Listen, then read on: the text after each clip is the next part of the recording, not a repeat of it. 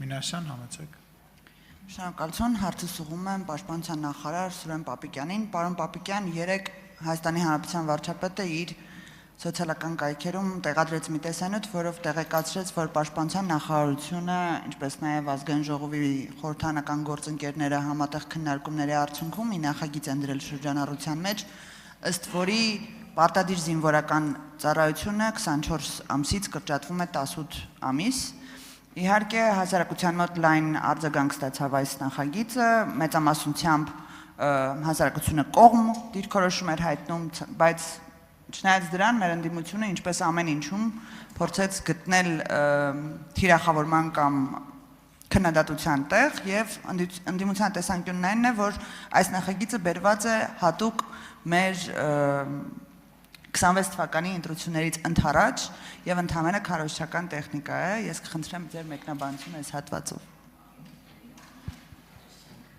Հարցին կպատասխանի Պաշտպանության նախարար Սուրեն Պապիկյանը, համեցեք, հարգարժան պարոն Պապիկյան։ Շնորհակալ եմ հարցի համար։ Ձեր թույլտվությամբ ես հարցին մի փոքր ընդգրկուն անդրադառնամ, քանի որ վերջին երկու օրերի ընթացքում հանրային տարբեր հարթակներում կամ հանրային տարբեր գործիչների կողմից տարբեր տիպի քննադատություններ են հնչել։ Ըստ էության, որովհետեւ ձեր հարցին սկզբից պատասխանեմ, նշեմ, որ այս միտքը նոր միտք չէ։ Նախ խորհուրդ կտամ այն գործընկերներին, ովքեր մեզ մեղադրում են հապճեպ որոշումներ ընդունելու եւ նախընտրական ինչ-որ գործողություններ կատարելու մեջ, կարդան կառավարության ծրագիրը։ Կառավարության ծրագրով մենք ստանձնել ենք պարտավորություն, որ մեր գործունեության հնգամյա հատվածում պայմանագրայինների ավելացման հաշվին կրճատելու ենք ժամկետային զինծառայություն։ Դա սևով սպիտակի վրա գրված է։ Կարելի է հիմա կարդալ։ Երկրորդ փաստաթուղթը Հայաստանի Հանրապետության բանակի կերպափոխման հայեցակարգ։ Այնտեղ նույնպես նմանատիպ հանձնառություն ենք ստանձնել։ Կարծում եմ սրանով ամեն ինչ ասված է, թե ինչպիսի երկարաժամկետ պլանավորման արդյունք է սա։ Եվ իհարկե ամեն ինչ կախված պիտի լիներ, թե մեզ հաջողվում է արդյոք այս տարիների ընթացքում պայմանագրայինների թվաքանակը ավելացնել։ Ազգային ժողովը շուրջ 2.5 տարի առաջ ընդունել է մի օրենք, որով թույլատրում է ժամկետային զինծառայողներին 6 ամիս ծառայելուց հետո կնքել պայմանագիր։ Խոսքը վերաբերում է նրան, որ այսօր Պաշտպան հայրենիաց ծրագրով բազմաթիվ զինվորներ երկարաժամկետ իրենց կյանքը կապում են բանակի հետ։ Այդ թիվը հասնում է մի քանի հազարի արդեն։ Այսինքն խոսել, որ մենք կրճատում ենք բանակը, մեղմ ասած անհեթեթություն է։ Շնորհակալ եմ,